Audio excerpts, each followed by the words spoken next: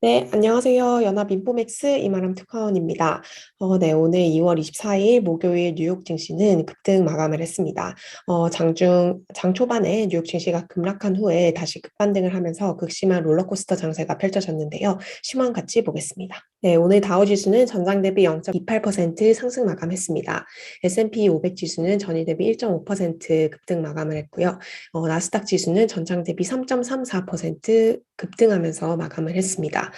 이제 미국 시간으로 어제 새벽에 전쟁이 발발을 했죠. 러시아가 우크라이나에 대한 침공을 개시를 하면서 전면적인 우크라이나와 러시아 사이에 전쟁이 발발을 했습니다. 우크라이나 수도 키예프를 비롯한 이제 우크라이나 전역에 이제 공습이 있었고 또 미사일 공격과 이제 폭격이 있었던 것으로 전해졌고 이제 수많은 우크라이나 국민들이 폴란드 이런 국경으로 피난 행렬이 펼쳐지고 있는 모습입니다. 네. 이런 소식이 이제 어제 새벽에 전해지면서 뉴욕 증시는 급격하게 얼어붙은 투자 심리로 장을 시작을 했습니다. 다우지수 같은 경우는 장 초반 이제 800포인트 이상 이제 급락을 했고요.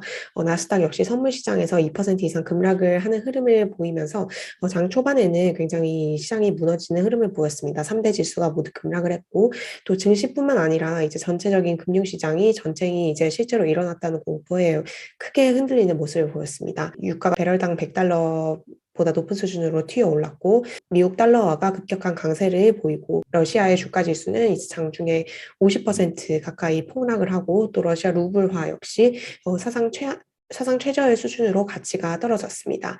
이제 전통적인 안전자산이자 뭐 안전피난처로 불리는 금 같은 경우에는 이제 1년 만에 최고치로 올라서 온스당 1960달러까지 올랐고요. 또 10년물 채권 금리 같은 경우도 장 초반에는 1.85%까지 하락을 하면서 이제 급격한 안전자산 선호 심리를 반영을 했습니다. 이뿐만 아니라 뭐 금속이라든지 천연가스 가격도 급등을 했고 또 이제 그 러시아 같은 경우는 유럽이 소비하는 천연가스의 3분의 1 가까이를 생산하고 있는 국가이기 때문에 뭐 영국 같은 경우 천연가스 가격이 지금 장중에 50% 이상 급등하는 뭐 이런 일까지 벌어졌습니다. 네, 이제 월가의 공포지수로 불리는 12호의 변동성 지수는 장중에 37까지 치솟으면서 지난해 1월 이후 가장 높은 수준을 나타냈습니다. 이제 뭐 결국 30대에서 하락 마감하긴 했지만요.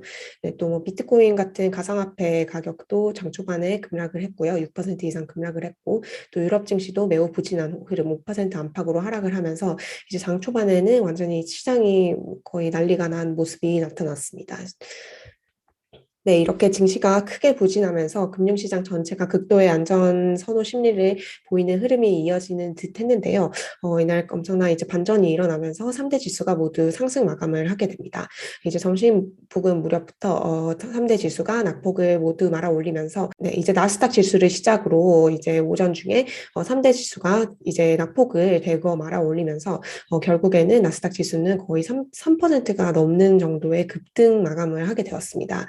이날 왜 이렇게 투자 심리가 장중에 급격하게 바뀌었는지에 대해서 전문가 의견 같이 좀 보겠습니다. 네, 이제 워낙 그 나스닥 지수가 많이 떨어졌고 또 빵 같은 빅테크 기업들의 낙폭이 너무나 또 컸기 때문에 저가 매수가 상당수 유입이 된 것으로 추정이 됩니다. Investors bought the dip on some of the biggest tech names during Thursday volatile session이라고 얘기했죠. 변동성이 극대화된 오늘 장에서 이제 투자자들은 큰 빅테크 종목을 저가 매수했다고 이제 나왔습니다. 장중에 조 바이든 미국 대통령이 러시아에 대한 2차 제재 내용을 발표를 했고요. 금융 제재 내용을 발표를 했고 또 영국 또한 추가적인 제재 내용을 발표를 했지만 이미 이제 전쟁이 발발한 시점이기 때문에 불확실성이 일부 해소됐다는 의미로도 투자자들한테 읽힌 것 같습니다.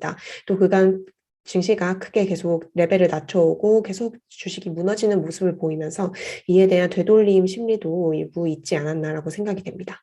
네, 또 이제 시장 심리를 끌어올린 것은 이제 지정학적 우려가 증폭이 되면서 미국 연방준비제도의 긴축 속도가 조금 늦춰지지 않을까라는 기대감이 증폭이 됐기 때문입니다. 이런 러시아 이슈가 있기 전에는 시장은 이제 뭐 3월에 뭐 50bp 인상까지도 유력하게 생각을 하고 있었고, 앞으로 올해 남은 7번의 FOMC에서 모두 금리를 인상할 것이라고 예상을 하고 있었습니다. 아주 공격적인 긴축에 대한 예상을 하고 있었는데요. 이렇게 러시아와 우크라이나 사이에 전쟁이 터지면서 이런 상황에서는 연준이 지금 예고한 대로 공격적으로 금리를 올리기는 어렵지 않겠나라는 이런 희망적인 희망회로죠. 이런 심리가 좀 떠오르면서 국채 금리가 다시 이제 반등을 하고 또 심리가 조금 위험 선호적으로 돌아서는 계기가 되었습니다. 네, 이제 외신의 분석인데요. 이제 오늘 같은 경우 시장은 어떤 안도 랠리가 있었던 거 아니냐라고 분석을 했습니다. 이제 계속 이제 러시아와 우크라이나 사이 전쟁 이슈가 뭐 몇 주 거의 한 달 이상 계속되면서 일촉즉발의 상황에서 오히려 그 불확실성이 시장을 누르고 있었다면 이렇게 말하면 좀 그렇긴 하지만 전쟁이 이미 발생을 해버렸기 때문에 불확실성의 해소로 어느 정도 읽힌 것이 아닌가라고 생각이 듭니다.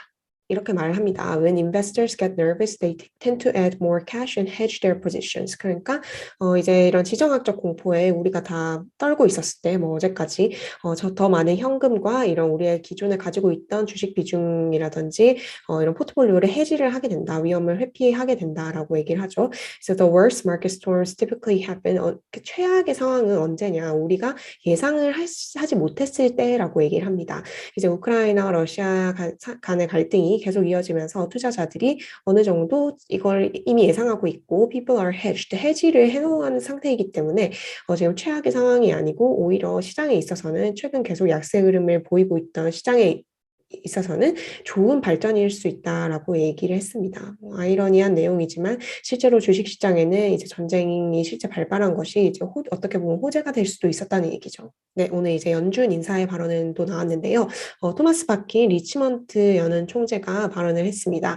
어떤 발언을 했냐면요. 이제 러시아와 우크라이나의 사태가 이제 미국의 금리 인상 경로를 바꾸지는 않을 것이다라고 얘기를 했습니다. 하지만 이제 세부 내용을 보면 투자자들에게 조금 안도를 줄 만한 내용이 있었는데요. 박긴 총재는 이제 연준 위원들 중에는 처음으로 러시아의 우크라이나 침공이 이제 세계 경제에 어떤 영향을 미치는지에 대해서 우리가 지켜봐야 한다고 얘기를 했습니다. 미국 경제가 러시아 경제에 노출이 되어 있지는 않은 상황이고 또 2014년에 우크라이나 위기가 있었을 때도 미국 경제에 미치는 영향은 제한적이라고 설명을 했지만 우크라이나 사태가 어떻게 발전이 되고 또 우크라이나 이 전쟁이 어떻게 연준의 정책 정상화 경로를 바꿀 수 있는지를 우리가 살펴봐야 한다고 얘기를 하면서 이제 최소한 연준 위원들도 이 우크라이나 지정학적 사태에 대해서 주시를 하고 있고 이것이 더 심화하게 된다면 어쩌면 연준의 긴축 경로를 조금 늦출 수 있지 않을까 하는 기대감이 이제 시장 트레이더들에서 퍼진 것 같습니다. 네, 전쟁 우려가 더 이제 치명적이었던 이유는 지금까지 전쟁에 대해서 증시가 더 과민 반응을 한 이유는 결국 전쟁이라는 것은 경기 침체 그리고 지금 물가가 이렇게 높은 상황에서 결국 스태그플레이션으로 이어질 수 있다는 우려 때문이었습니다. 이제 실제로 오늘 같은 경우도 전쟁이 발발하자 뭐 유럽의 천연가스 비용이 50% 이상 급등하는 등 에너지 가격과 이런 가스 비용 그리고 식량 대란까지 일어날 수 있다는 우려 때문에 이제 스태그플레이션이 나타나는 거 아니냐 이런 우려가 지금 상당히 많이 올라오고 있습니다. 하지만 이제 대부분 전문가들은 미국의 경우는 조금 다르다고 하는데요. 유럽의 경우에는 이제 상당히 이제 경제가 둔화되는 물가가 상승하는 와중에 경제까지 둔화되는 이런 좀 암울한 상황이 펼쳐질 수는 있지만 미국의 경우는 조금 상황이 다르지 않을까라고 낙관적인 해석을 하고 있습니다. 미국 같은 경우는 이제 우크라이나 이런 유럽의 지정학적 이슈에 크게 영향을 받지 않고 또 실제로 미국의 이제 천연가스나 에너지 같은 가격도 오늘 크게 유럽처럼 큰 타격을 입지는 않았습니다. 게다가 이제 오늘 발표된 미국의 4분기 GDP 잠정치가 이제 전 연율로 7.0% 성장한 것으로 이제 발표가 되었는데요. 이거는 이제 예상치에 부합하는 수준이고 또 이제 지난해 4분기 미국의 코로나 오미크론이 절정이었을 때도 미국 경제가 견조한 흐름을 이어갔다는 어떤 하나의 증거로 나오면서 조금 이제 미국은 그래도 괜찮지 않겠냐라는 심리가 조금 강해진 것 같습니다. 네, 역시 오늘 발표된 또 다른 경제 지표인데요. 오늘 발표된 미국 주간 실업보험 청구자 수가 23만 2천 명으로 월가 예상치를 하회했습니다. 실업자 청구 수가 줄어들었다는 것은 고용이 생각보다 탄탄했다는 의미로 해석이 되겠죠. 네. 일단 오늘 같은 경우는 이제 주가가 뭐 엄청난 롤러코스터 장을 보이면서 결국 반등을 하긴 했습니다. 이것이 이제 앞으로 향후 계속 지속될 수 있을지, 또 이제 러시아와 우크라이나 사태가 이제 갈등이 더욱더 심화가 되면은 주식이 이제 버텨줄 수 있을지에 대해서는 이제 갑론을박이 펼쳐지고 있는 상황입니다. 이제 많은 IB 투자자들이 주식이 더 바닥을 치고 또 약세장으로 접어들 가능성이 더 크다라는 분석도 내놓고 있는데요.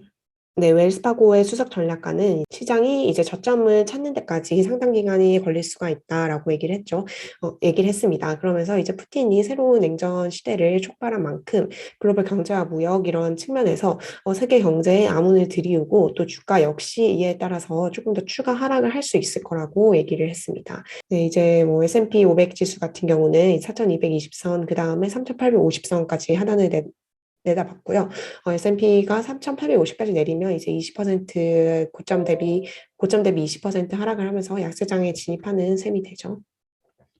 네, 스테이트 스트리트 글로벌 어드바이저의 마이클 에론 수석 전략가 역시 이제 S&P 500이 20%가량의 하락할 수 있다고 얘기를 했습니다. 우크라이나 사태로 인해서 전쟁이 일어나면 본격적으로 이제 시장이 장기적으로 전쟁을 반영하게 되면 이렇게 약세를 보일 수 있다고 전망을 한 거고요. 네, 또 이제 에버코어 ISI의 수석 주식 전략가 줄리안 엠마누엘 전략가 역시 S&P 지수가 이제 15%에서 20% 정도 이제 하락을 할 수 있을 거라고 얘기를 했습니다. 다만 이제 이 S&P 500 지수 낙폭이 20%보다 크지는 않을 거라고 얘기를 했습니다. 왜냐하면 이제 경제가 아직도 아주 견조하기 때문이라고 설명을 했습니다. 결국 이 이코노미스트들이 계속 강조하고 있는 내용은 이제 전쟁 이슈 또한 중요하지만 이 전쟁 이슈가 미국 경제에 얼만큼의 파급력이 미치게 되는가 이 문제로 이제 귀결이 되고 있는 것 같습니다. 하지만 이제 아시다시피 미국 코로나 상황이 점점 나아지고 있고 또 미국의 경제가 이제 강한 반등을 오래 할 수 있다는 관측이 조금 더 힘을 얻으면서 아무래도 이 전쟁의 공포와 전쟁의 여파가 뉴욕 증시에 미치는 영향은 조금 제한이 되고 있는 모습입니다. 네, 오늘 뉴욕 증시 업종별로는 이제 기술 섹터가 엄청나게 반등을 하면서 이제 전체 지수 상승을 주도를 했습니다. 기술 섹터 오늘 3.47% 급등을 했고요. 기술주와 커뮤니케이션 그리고 대부분 업종이 상승을 했습니다. 어제 7% 떨어졌던 테슬라가 4.81% 반등을 하면서 전일 낙폭을 좀 회복을 많이 했고요. 아마존이랑 구글, 마이크로소프트 역시 3%에서 5% 안팎의 강한 반등세를 나타냈습니다. 네, 정말 이제 믿을 수가 없을 정도로 변동성이 극심했던 또 하루 장이 지나가는데요. 지난 1월에 이제 증시가 크게 급락을 했다가 다시 또 반등을 말아 올린 그때가 생각이 나는 하루입니다. 네, 내일은 이제 연준이 중시하는 PCE 물가 지표가 나오는 날입니다. 이제 오늘 연준의 긴축 공포가 조금은 사그라든 그런 상황에서 내일의 물가 지표가 어떻게 또 시장에 영향을 미치는지 지켜봐야 할 것 같습니다. 네, 오늘 제가 준비한 소식은 여기까지고요. 저는 내일 뉴욕 증시 정보와 함께 다시 찾아오겠습니다. 들어주셔서 감사합니다.